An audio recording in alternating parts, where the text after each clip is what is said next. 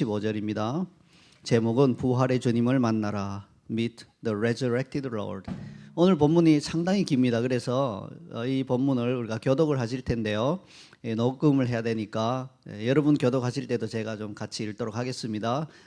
길지만 또 부활주일에 주신 귀한 본문이므로 우리 좀 집중해서 13절로부터 35절까지 함께 읽겠습니다. 제가 13절 먼저 읽겠습니다. 그날에 그들 중 둘이 예루살렘에서 25리 되는 엠마오라 하는 마을로 가면서 그들이 서로 이야기하며 문의할 때 예수께서 가까이 이르러 그들과 동행하시나 눈이 가려져서 그인 줄 알아보지 못하거늘 예수께서 이르시되 너희가 길 가면서 서로 주고받고 하는 이야기가 무엇이냐 하시니 두 사람이 슬픈 빛을 띠고 머물러 서더라. 그 한 사람인 글로바라 하는 자가 대답하여 이르되 당신이 예루살렘에 체류하면서도 요즘 거기서 된 일을 혼자만 알지 못하느냐. 이르시되 무슨 일이냐. 이르되 나사렛 예수의 일이니 그는 하나님과 모든 백성 앞에서 말과 일에 능하신 선지자이거늘 우리 대제사장들과 관리들이 사형 판결에 넘겨주어 십자가에 못 박았느니라. 우리는 이 사람이 이스라엘을 속량할 자라고 바랐노라. 이뿐 아니라 이 일이 일어난 지가 사흘째요. 또한 우리 중에 어떤 여자들이 우리로 놀라게 하였으니 이는 그들이 새벽에 무덤에 갔다가 그의 시체는 보지 못하고 와서 그가 살아나셨다는 천사들의 나타남을 보았다 함이라. 또 우리와 함께 한 자 중에 두어 사람이 무덤에 가 과연 여자들이 말한 바와 같음을 보았으나 예수는 보지 못하였느니라 하거늘 이르시되 미련하고 선지자들이 말한 모든 것을 마음에 더디 믿는 자들이여 그리스도가 이런 고난을 받고 자기의 영광에 들어가야 할 것이 아니냐 하시고 이에 모세와 모든 선지자의 글로 시작하여 모든 성경에 쓴 바 자기에 관한 것을 자세히 설명하시니라. 그들이 가는 마을에 가까이 가매 예수는 더 가려 하는 것 같이 하시니 그들이 강권하여 이르되 우리 함께 유하사이다. 때가 저물어가고 날이 이미 기울었나이다 하니 이에 그들과 함께 유하러 들어가시니라. 그들과 함께 음식 잡수실 때 떡을 가지사 축사하시고 떼어 그들에게 주시니 그들의 눈이 밝아져 그인 줄 알아보더니 예수는 그들에게 보이지 아니하시는지라.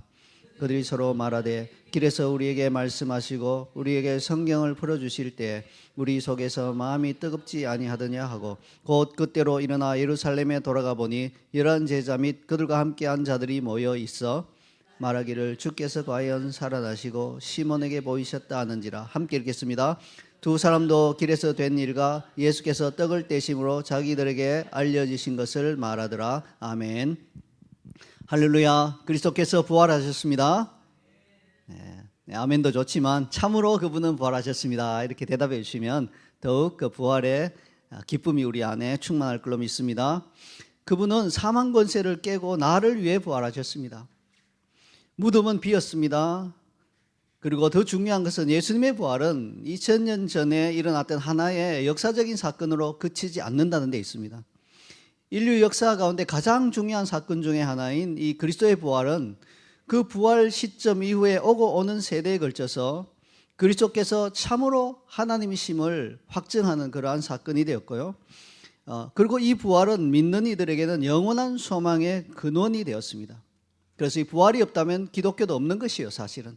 그 앞서 예수님 오셔서 온갖 좋은 메시지 전하시고 병자를 고치시고 했지만 부활이 없다면 그것으로 끝인 것입니다. 우리에게는 아무 소망이 없는데 부활이 있기에 우리에게는 영원한 소망이 있는 것입니다. 그런데 안타깝게도 아직 이 세상에 무수한 많은 사람들이 이 부활의 소식을 듣지 못하고 있습니다. 또한 들었더라도 믿지 않고 있습니다. 일반 불신자들의 관점에서 봤을 때는 그럴만하죠. 죽었던 사람이 다시 살아났다. 그것도 영원 불멸의 몸으로 다시 살아났다. 참 믿기 어려운 이야기인 것은 사실입니다. 그러므로 부활은 우리가 가진 상식이나 이런 과학으로 재단할 수 없고 그것을 뛰어넘는 하나님이 하신 사건인 것을 우리가 기억해야 할 것입니다. 물론 불신자들도 예수님을 진정으로 영접하면 성령으로 말미암아 부활이 믿어지게 됩니다. 여러분, 부활은 내가 억지로 믿는 것이 아니에요. 부활하셨겠지, 그렇겠지, 그렇게 믿어야지, 이렇게 해서 되는 것이 아닙니다. 믿을 때, 예수 그리스도를 구주로 믿을 때 성령님이 내 안에 오실 때 믿어지는 겁니다. 그냥 확신이 와요. 주님 당연히 부활하셨겠구나. 나도 부활에 동참하겠구나, 이런 믿음이 들어와야지 부활이 믿어지는 것입니다.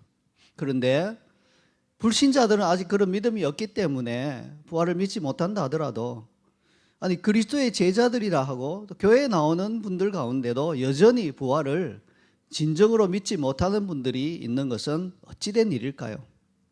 어째서 그리스도의 제자라고 하면서도 부활을 믿지 못하는지 우리 믿는 입장에서는 좀 의아할 수 있겠어요. 아니 그러면 그게 무슨 그리스도의 제자냐, 그렇게 할 수 있겠죠. 근데요, 대놓고 부활을 안 믿습니다 나는, 이렇게 말하는 분은 거의 없어요, 교회 나오는 분들이라면. 그러나 그 마음 깊은 곳에서는 정말일까? 정말로 예수님이 부활하셨을까? 라는 의문을 가지고 있는 그리스도인들, 그리스도의 제자들이 많을 것입니다. 그리고 때로는 우리도 그래요. 우리가 늘 충만해서 늘 부활을 확신하고 그렇게 살지는 못하잖아요. 때로는 우리 가운데 슬픈 일이 일어나고 어려운 일이 일어날 때 그 부활이 의심이 되는 수가 있다는 것입니다. 여러분, 그러므로 오늘 여러분 자신에 대해서 한번 마음을 점검해 보시고 스스로 한번 물어보시기 바랍니다. 나는 예수 그리스도의 부활을 얼마나 확신하고 있는가? 나는 주님과 함께 마지막 때 부활할 것을 얼마나 확신하고 있는가? 자신의 믿음을 점검해 보는 이 시간이 되기를 소원합니다. 그런데 마음 깊은 곳에서 예수님의 부활에 대한 의심이 있다면, 이러한 사람들은 본질적으로 보자면 오늘 엠마오 마을로 가는 두 제자와 같은 상태다, 이렇게 말할 수 있습니다. 그들의 발걸음은 무겁죠. 그들의 얼굴에는 슬픈 빛이 있습니다. 근데 사실은 주님은 이미 부활해 계시잖아요. 이미 부활하셨는데도 불구하고 또 천사를 통해서 여자들의 그 소식을 가져와서 알려줬음에도 불구하고 못 믿으니까 발걸음은 무겁고 얼굴에 슬픈 빛이 있다는 것입니다. 우리 역시 마찬가지예요. 이미 예수님이 2000년 전에 부활하셨습니다. 근데 우리가 정말 그것을 진정으로 믿지 못한다면 우리의 발걸음은 때로는 굉장히 무겁고 또 얼굴에는 슬픈 빛이 띄어져 있고 우리의 걸음은 예루살렘이 아니라 엠마오를 향해 가고 있을 것입니다. 그러므로 오늘 부활절 메시지를 통해서 우리는 부활하신 그리스도를 경험하지 못한 그런 상태로 엠마오로 가는 제자들은 어떤 특징을 가지고 있는지, 그리고 그들이 부활의 주님을 진정으로 경험하게 될 때 어떤 변화를 받게 되는지에 포커스를 두고 살펴보도록 하겠습니다. 자, 이야기를 본격적으로 시작하기 전에 오늘 본문에 나오는 두 제자에 관해 잠시 알아보겠습니다. 두 제자 중에 한 사람 이름은 본문에 나와 있죠. 글로바입니다. 자, 문제는 이 글로바라고 하는 이름만 나오고 누구인지에 대한 설명은 전혀 없다는 것이에요. 글로바라는 이름이 성경에 또 한 번 나오긴 하는데 요한복음 19장 25절에서 예수님의 그 십자가 곁에 섰던 여인들을 열거하면서 글로바의 아내 마리아, 이렇게 그것도 서 있었다, 이렇게 묘사하고 있습니다. 역시 글로바가 누군지는 나와 있지 않습니다. 더군다나 요한복음에 나오는 마리아의 남편 글로바가 엠마오로 가던 글로바인지 동일 인물인지도 확실치 않아요. 우리도 김씨 이러면 우리 교회만 해도 김씨가 벌써 두 분 있잖아요. 누군지 모르는 거예요. 그런 것처럼 이 글로바가 한 번 나오고 이름만 나오니까 누군지 모릅니다. 그러니까 글로바와 함께 여행하던 다른 제자가 누구였는지도 알 길이 없습니다. 학자들이 보기에는 글로바의 아내가 아닌가, 왜냐하면 글로바의 아내 마리아 이렇게 했으니까 부부가 같이 내려간 게 아닌가, 이렇게 보기도 하고요. 그게 아니라 나다나엘이나 시몬이다, 이렇게 생각한 학자들도 있습니다. 근데 알 길은 없죠. 그러나 한 가지 확실한 게 있습니다. 뭡니까? 엠마오로 가던 글로바와 또 다른 제자는요, 예수님을 아주 가까이서 따르던 제자들이란 사실이에요. 그들이 부활하신 예수님을 만난 후에 예루살렘으로 돌아가서 곧바로 11제자를 만날 수 있었죠. 그리고 그들에게 자신들의 경험을 다 나눈 것으로 봐서는 이 두 사람은 매우 활동적인 제자들의 그룹 가운데 있었을 것이 분명합니다. 어쩌면 예수님께서 전도하기 위해 70인을 보내셨을 때 그 70인 중에 속해 있던 제자였던 것 같아요. 굉장히 가까이서 따르던 제자들이었습니다. 자, 그런데 그 당시 예수님을 이렇게나 가까이 따르던 제자들마저도 부활하신 주님을 만나지 못했을 때는요, 직접 경험하지 못했을 때는 발걸음이 무겁습니다. 얼굴에는 슬픔이 가득 차 있습니다. 이 사실을 우리에게 전해주는 본문 17절을 함께 읽겠습니다. 예수께서 이르시되 너희가 길을 가면서 서로 주고받고 하는 이야기가 무엇이냐 하시니 두 사람이 슬픈 빛을 띠고 머물러 서더라. 자, 엠마오로 가던 제자들은 길 가면서 서로 이야기를 주고받았습니다. 뭐 그 당시는 스마트폰도 없고 직접 걸어가니까 길 가면서 두 사람이 같이 가면 할 일 없어요. 대화하게 되어 있습니다. 오늘날 참 이상해요. 여행하면서도 말을 안 붙이고 서로 그냥 각자 핸드폰만 보고 가고 다니고 하는데, 과거에는 정취가 있었어요. 길 가면 반드시 서로 이런저런 주고받는 대화를 합니다. 그런데 그 내용이요, 후회와 아쉬움과 잃어버린 꿈과 소망에 관한 이야기예요. 뭔가 밝은 구석이 없습니다. 다 슬픈 이야기를 하고 아쉬운 이야기를 하고 후회하는 이야기를 하면서 내려가고 있습니다. 게다가 그들의 발걸음은 어디로 가고 있습니까? 예수님께서 예루살렘에 머물라고 분명히 말씀하셨는데 그냥 모든 걸 포기하고 엠마오로 가고 있잖아요. 자기들이 느끼기에 가장 안전한 곳, 가장 도피해서 숨어있기 좋은 곳, 예루살렘에서 한 11km 정도 떨어져서 그냥 뭐 슬픈 얼굴로 내려가기 딱 맞는 곳, 그곳으로 가고 있잖아요. 한마디로 이 제자들은 주님을 따르는 제자로서의 길을 잃은 상황입니다. 어쩌면 이것이 우리의 모습 아닌가요? 우리 역시 분명히 주님을 따르는 제자인 것이 틀림없습니다. 그러나 동시에 우리는 얼굴에 슬픈 빛을 띠고 무거운 발걸음을 끌면서 엠마오를 향해 가는 일이 종종 있습니다. 저는 지금 뭐 다른 사람 이야기를 하는 게 아니라 제 자신의 이야기를 하고 있는 것입니다. 작년에 이맘때 교회 가운데 큰 어려움이 닥쳤을 때 그 초기에 저는 얼굴에 슬픈 빛이 많이 있었던 것 같아요. 뭐 어찌할 바를 모르겠고 뭐 사방에서 그냥 이렇게 막 그냥 두드려 맞는 것 같으니까 뭐 마치 예수님이 부활하신 그 예수님이 안 계신 것 같이 느껴졌어요, 사실은. 그래서 밤에 기도할 때 종종 눈물 흘리면서 이렇게 기도한 게 기억이 나요. 주님, 제가 길을 잃었습니다. 어디로 가야 할지 막막합니다. 이게 바로 엠마오로 가는 제자들의 심정 아니겠습니까? 분명히 주님 부활하시고 살아계신데도 그 주님을 놓쳐버린 겁니다. 주님의 부활이 나의 부활로 느껴지지 않는 것입니다. 네, 물론 뭐 시간이 좀 지나면서 정신을 차리고 또 주님께서 이렇게 오셔서 위로해 주시고 성령으로 다독여 주시고 해서 많이 회복되었습니다. 그러나 교회에 어려움이 닥친 초기에는 얼굴에 슬픈 빛을 띄었던 것이 틀림없는 사실입니다.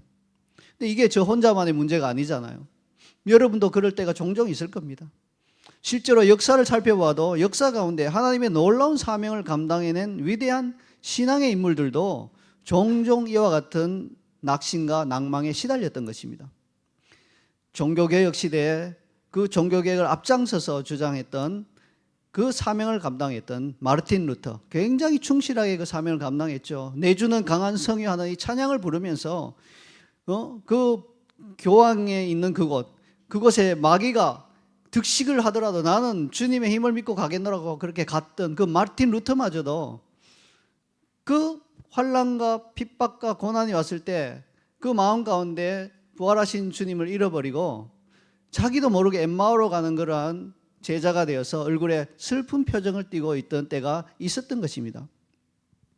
여기 마르틴 루터 한번 하고 그 안에 사진 한번 띄워보실래요? 이게 참 중세 시대의 그림이어서 좀 재밌게 그려져 있죠. 근데 상당히 맞아요. 이게 뭐 사진은 아니더라도 우리가 보면 딱 얼굴 보면 알 수 있을 정도로 이렇게 얼굴 정도는 이 좋은 초상화로 남겨져 있어요. 한 번은 루터가 너무너무 마음이 괴롭고 답답하고 너무 낭망이 되고 힘들어서 엠마오로 가는 제자들처럼 얼굴에 수색이 가득하고 슬픈 빛이 있었는데 아내가 이제 집에 있는데 보니까 상복을 입고 있는 거예요. 깜짝 놀라서 루터가 아니 당신 왜 상복을 입고 있어요? 누가 죽었나요? 하니까 아내가 이렇게 대답했습니다. 네, 하나님께서 돌아가셨습니다. 루터가 너무 황당해서 아니 이게 무슨 소리야? 하나님이 어떻게 돌아가세요? 하니까 당신의 얼굴이 그렇게 슬픈 걸 보니까 분명히 하나님이 돌아가신 것 같아서 제가 이 상복을 입고 있습니다. 그러니까 루터가 충격을 받은 거예요. 야, 내 얼굴이 이렇게도 슬픈 빛이 띄고 있었나? 내가 이렇게 슬픈 수색을 보이고 있었나? 이렇게 하면서 깨닫고 그 현명한 아내로 말미암아 다시 한번 하나님을 의지해서 그 어려움을 이겨냈다고 합니다. 이처럼 위대한 신앙의 인물마저도 때로는 얼굴에 슬픈 빛을 띠고 엠마오를 향해 간다면 우리야 더 말할 것이 없겠습니다. 우리도 조그만 일만 생겨도, 조그만 어려움이 와도 금방 얼굴에 수심이 생기면서 슬픈 빛을 띠고 우리 자신의 엠마오를 향해 터덜터덜 걸어가는 것입니다. 자, 그렇다면 우리가 이런 어려움과 고난 앞에서 우리 얼굴에 슬픈 빛을 띠고 엠마오로 가고 있다면 어떻게 해야 할까요? 답은 아주 단순하고 간단합니다. 오늘 본문에서 말씀하는 것처럼 부활의 주님을 만나면 됩니다. 15절과 16절을 우리 함께 읽겠습니다. 그들이 서로 이야기하며 문의할 때 예수께서 가까이 이르러 그들과 동행하시나 그들의 눈이 가리어져서 그인 줄 알아보지 못하거늘. 참 감사하게도 우리가 이렇게 길을 잃고 슬픈 얼굴로 무거운 발걸음을 끌고 엠마오로 가고 있을 때 주님은 우리를 그냥 버려두지 않으세요.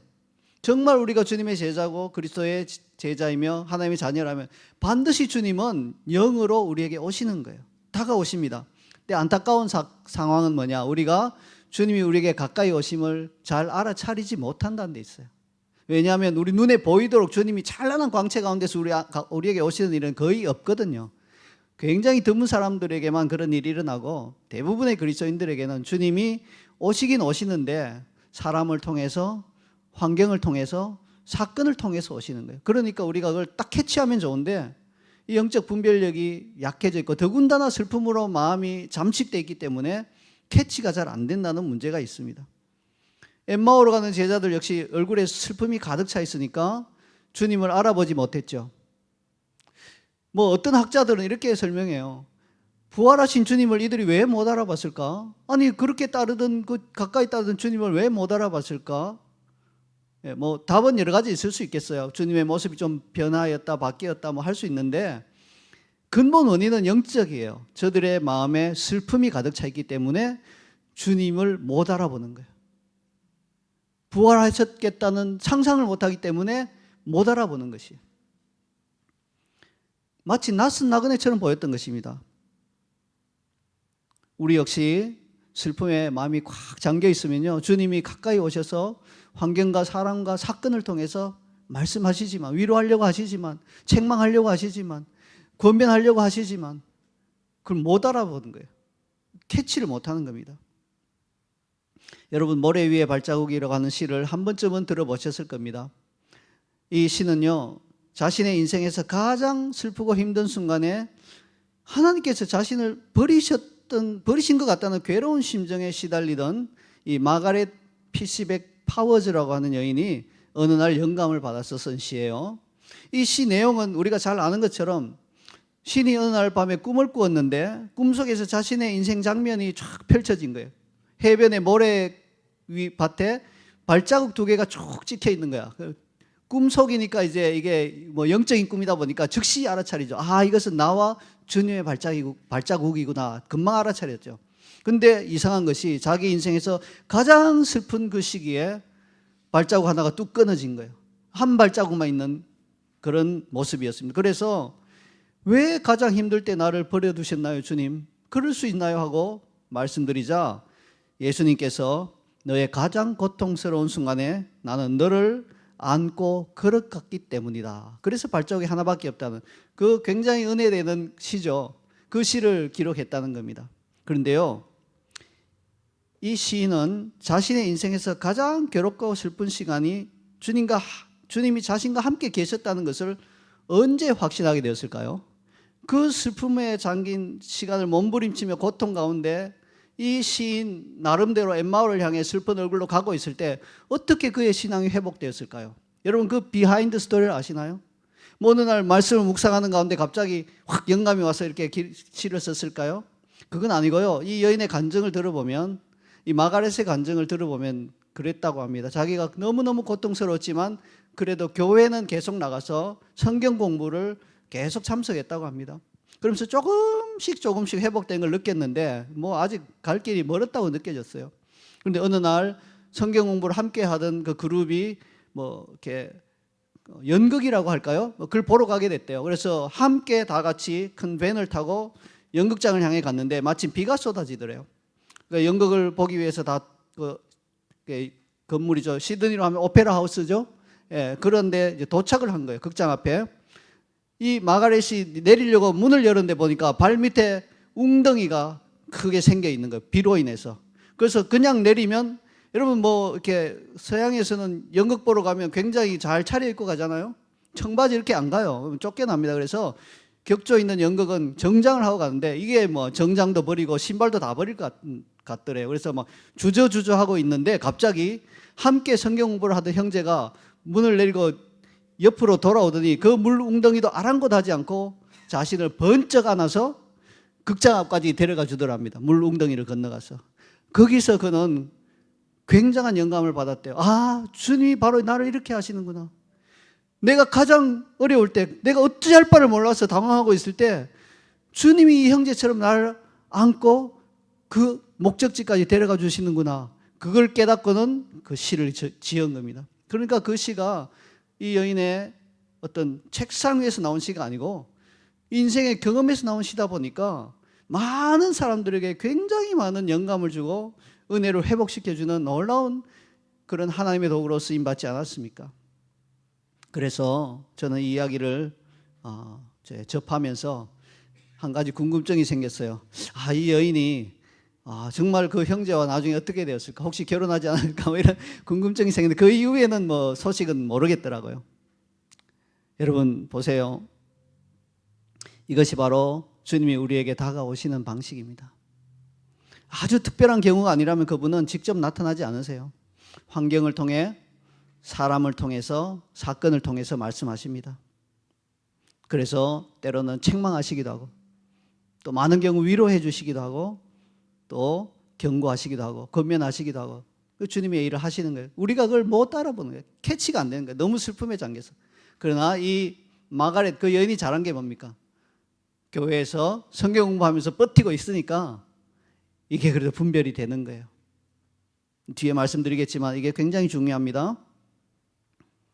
자, 이때 이렇게 주님이 오셔서 환경과 사람과 사건을 통해 말씀하실 때 그걸 캐치할 수 있는 사람이 복된 사람입니다. 우리 역시 우리 삶에서 슬픈 얼굴로 엠마오로 가고 있다면 반드시 주님 다가오세요. 그때 그걸 깨닫고 주님께 올바르게 반응하게 되기를 소망합니다. 앞서 저는 주님이 우리에게 오시면 주님이 하실 일을 하신다고 했죠. 위로가 필요한 사람에게 위로를 하시고 권면이 필요한 자에게는 권면하시고 격려가 필요한 자에게는 격려하시고 경고가 필요한 자에게는 경고하시고 책망이 필요한 자에게는 책망하십니다. 이게 다 주님의 사랑입니다. 그런데 주님은 이 모든 것을 궁극적으로는 하나님의 말씀을 사용해서 하십니다. 본문 27절을 함께 읽겠습니다. 이에 모세와 모든 선지자의 글로 시작하여 모든 성경에 쓴 바 자기에 관한 것을 자세히 설명하시니라. 이처럼 부활하신 예수님은 엠마오로 가는 제자들 앞에 나타나셨지만 내가 부활한 예수야 보고 나를 보고 믿어 이렇게 하지 않으셨어요. 그들에게 직접적으로 당신을 계시한 것보다는 기록된 성경 말씀으로 자신에 관해 증거하셨습니다. 이 원리는 오늘날에도 여전히 그러합니다. 주님은 사람과 상황과 환경을 통해 말씀하시지만 궁극적으로는 성경 말씀으로 당신을 계시하십니다. 실제로 오늘날 많은 무슬림들이 꿈이나 환상을 통해서 그 찬란한 영광에 휩싸인 예수님을 보는 경우가 많아요.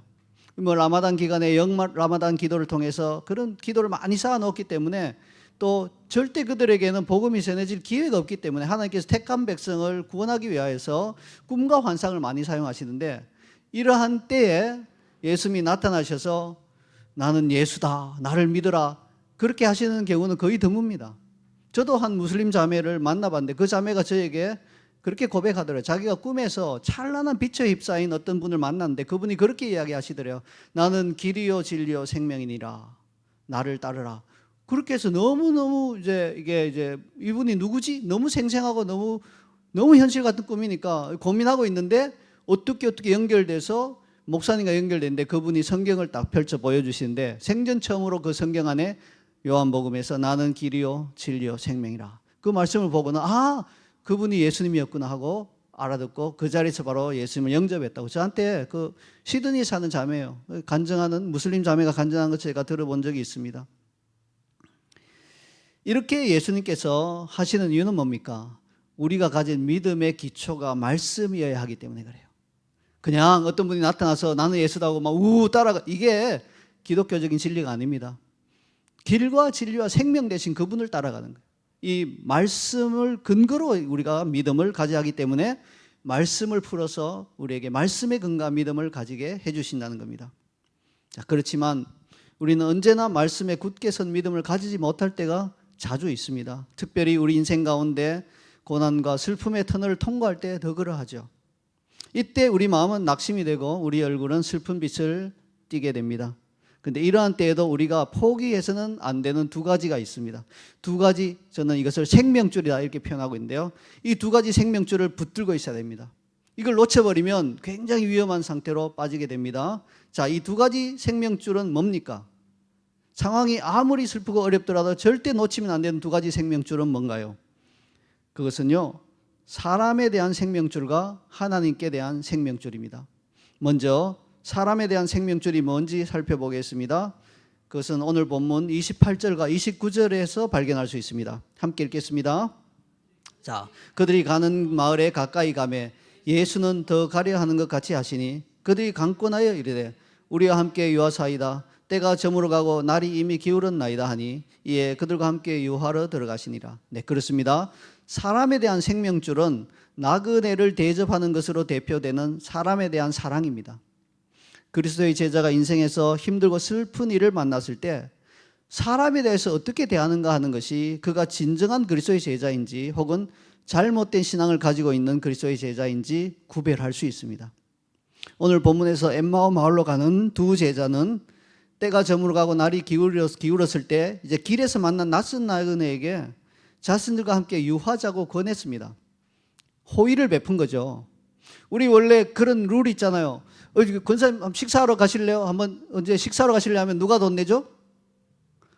당연히 식사로 가자고 권한 사람이 돈을 내야 되죠. 식사로 가시려고 가서는 돈 안 내고 버티고 있으면 이게 굉장히 신뢰되는 일이에요. 그 말을 꺼낸 사람이 내는 거예요. 이거는 뭐 동서고금을 막론하고 국가적이 아니라 전 세계적인 룰이에요. 자, 우리와 함께 유하사이다. 이렇게 해서 초청한다는 건 뭡니까? 우리가 당신의 그 비용을 다 내드릴 테니까 우리 함께 들어가자 하는 초청의 말. 나그네를 대접하는 호의입니다. 사람에 대한 호의이죠. 물론 뭐 예수님이 길에서 말씀을 풀어주고 은혜를 베풀었기 때문에 더 듣고 싶은 그런 마음도 있었겠지만 사람에 대한 호의죠. 오늘날 슬픈 마음을 가지고 있는 그리스도의 제자들이 잘못된 방식으로 반응한 자들이요, 말씀을 풀어주는 목사님이라고 뭐 가까이 하나요? 아니죠. 목사님도 뭐 그냥 뭐 필요 없고요. 나는 뭐 너무 슬퍼요 하고 사람에 대한 그런 걸 다 끊어버립니다. 이게 큰 문제라는 것이죠. 될 수 있으면 다른 이들의 얼굴을 마주하지 않으려고 하는 것, 이러한 자세가 큰 문제인 것입니다. 이게 사람에 대한 생명줄이에요.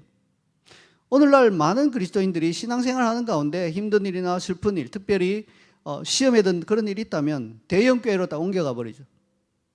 저는 뭐 대형교회가 잘못됐다 이런 말 하려는 거 절대 아니에요. 대형교회도 나름대로 귀한 교회입니다. 잘하고 있어요. 그러나 대형교회를 이런 도피처로 삼는 신앙 형태가 잘못되다는 걸 말씀드리고자 하는 것입니다. 이렇게 자신의 상황이 어렵다고 주변 사람들에 대한 사랑과 관심을 끊어버리면 부활하신 주님을 만나는 통로를 스스로 차단하는 거예요. 저는요, 엠마오 마을로 가는 이 두 제자가 제일 잘한 게 있다면요, 우리와 함께 유하러 가사이다 하고 사람에 대한 그 생명줄을 붙들고 있었다는 데 있다고 믿습니다. 여러분 보세요. 예수님께서 뭐 구원하지도 않는데 같이 갔을까요? 아니에요. 성경은 그거 아니라고 분명히 말해요. 예수는 더 가려는 것 같이 보였다고. 그들이 구원하지 않았으면, 사람에 대한 생명줄 붙들지 않고 가세요 하고 했다면 그 이후에 일어나는 모든 부활의 그 권능을 알게 되고 주님을 만나는 그 역사는 없었을 거예요. 저는 확신하면 없었어요. 그냥 오늘 길에서 만났던 그 나그네 굉장히 신비하지? 그 나그네 굉장히 심오한 말을 하던데, 이런 정도로 그치고 말았을 거예요. 여전히 엠마오로 갔을 겁니다. 내 사람에 대한 생명줄을 붙들고 있었기 때문에 그 뒤에 일들이 일어난 것입니다.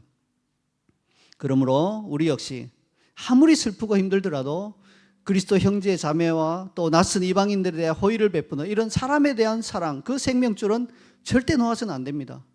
부활의 주님을 다시 만나 회복하는 통로가 거기 있기 때문에 그렇습니다. 그런가 하면 상황이 아무리 슬프고 어렵더라도 그리스도의 제자들이 굳게 붙들어야 할 두 번째 생명줄로 하나님께 대한 생명줄이 있습니다. 그것은 오늘 본문 30절과 31절에서 발견할 수 있습니다.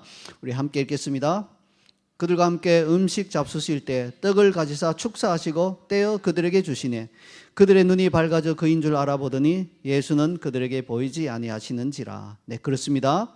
하나님께 대한 생명줄은 성만찬으로 대표되는 예배입니다. 상황이 아무리 어렵고 슬프더라도 하나님께 대한 예배만은 목숨 걸고 그걸 붙들고 있어야 됩니다. 그걸 놓쳐버리면 안 됩니다. 이것은 사람에 대한 생명줄보다 훨씬 더 본질적으로 중요한 생명줄입니다. 인생의 어려움으로 인해 마음이 슬픈 그리스도의 제자가 선택할 수 있는 가장 최악의 방식은 예배를 중단하는 겁니다. 교회를 안 다녀버리는 겁니다. 이것은 대형 교회를 도피처로 삼는 것보다 훨씬 더 나쁜 영향을 끼칩니다. 하나님과의 생명줄이 끊어진 이런 상황에서는요, 부활하신 그리스도를 만나기는 아예 불가능합니다. 그러므로 예배를 중단하는 것은 영적인 자살 행위에 가깝다 말할 수 있습니다. 보십시오. 엠마오로 가던 두 제자 역시 예배의 축약 형태라고 할 수 있는 성찬을 통하여서 그들의 눈이 밝아졌죠. 그래서 부활하신 예수님을 만나게 되지 않았습니까? 우리도 마음이 아무리 슬프고 힘들고 엠마오로 가는 우리의 발걸음이 있다 하더라도 예배를 끝까지 붙들고 있으면 예배 가운데 회복이 일어나면서 부활하신 주님을 다시 만날 수 있게 되는 것을 믿으시기 바랍니다.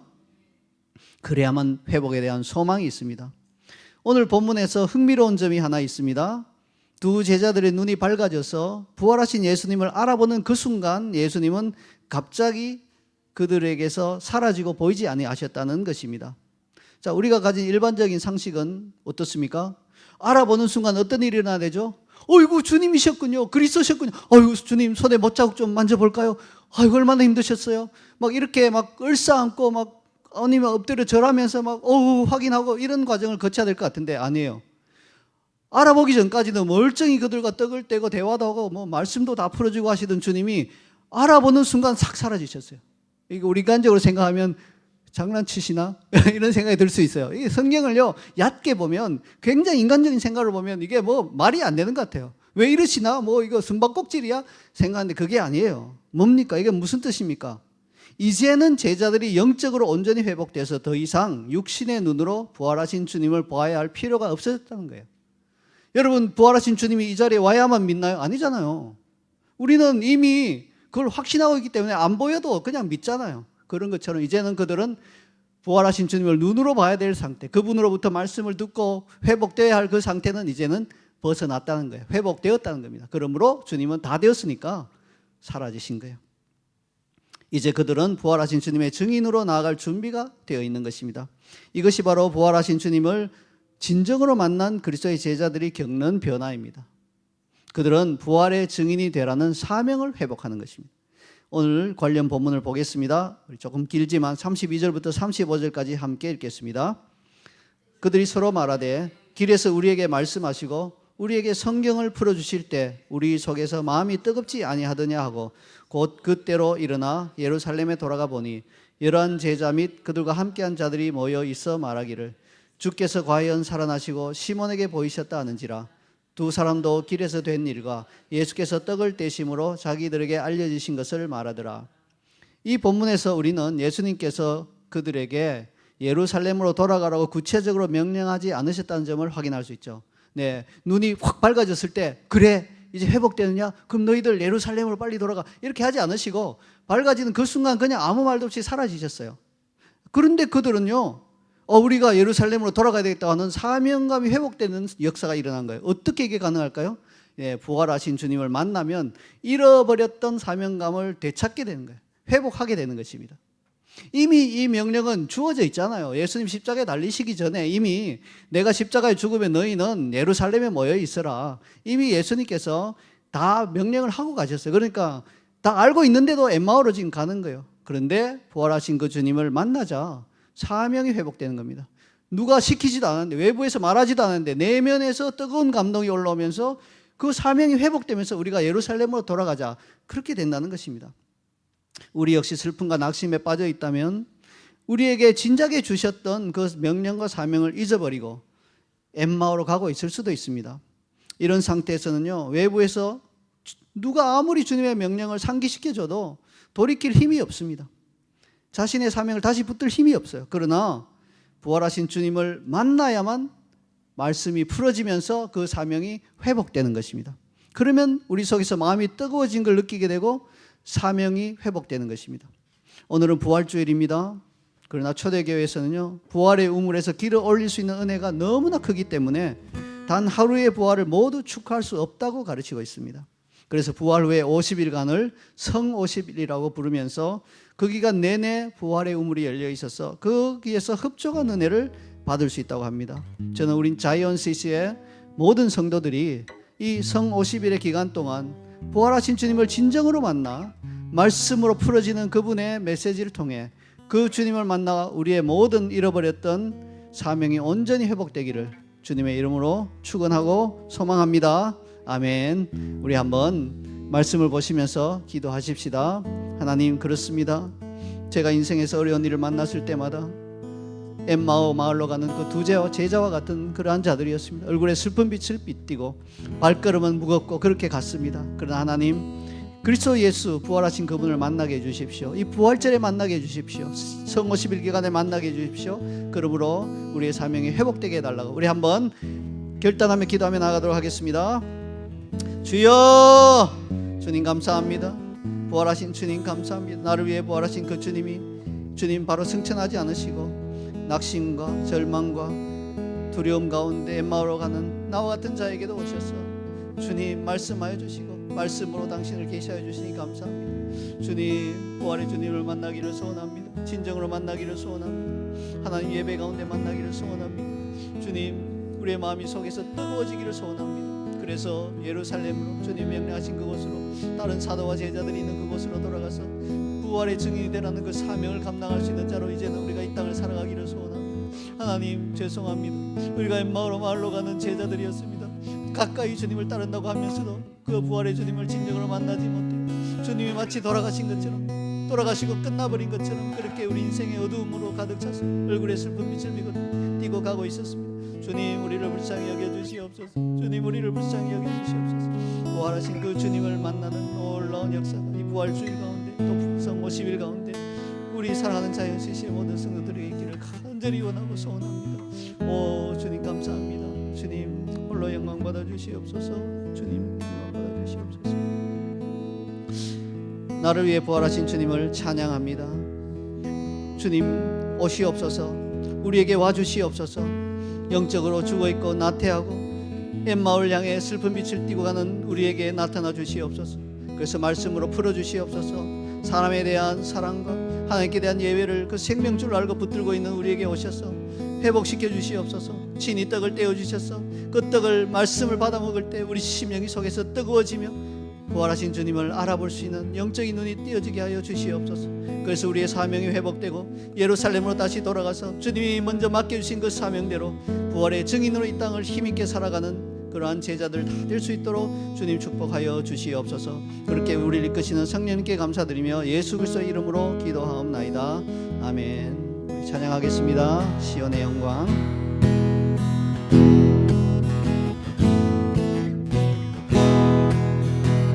시온의 영광이 빛나는 아침 어둡던 이 땅이 밝아오네. 슬픔과 애통이 기쁨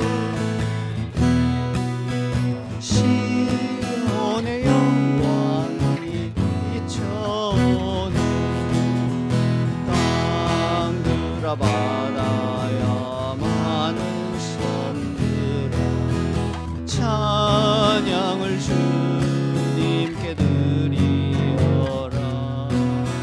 싸움과 죄악 참혹 간단히 찬송이 하늘에 사무치네.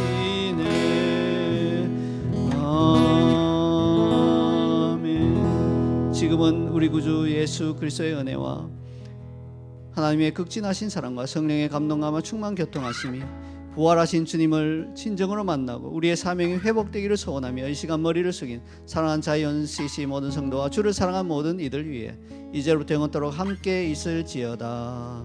아멘.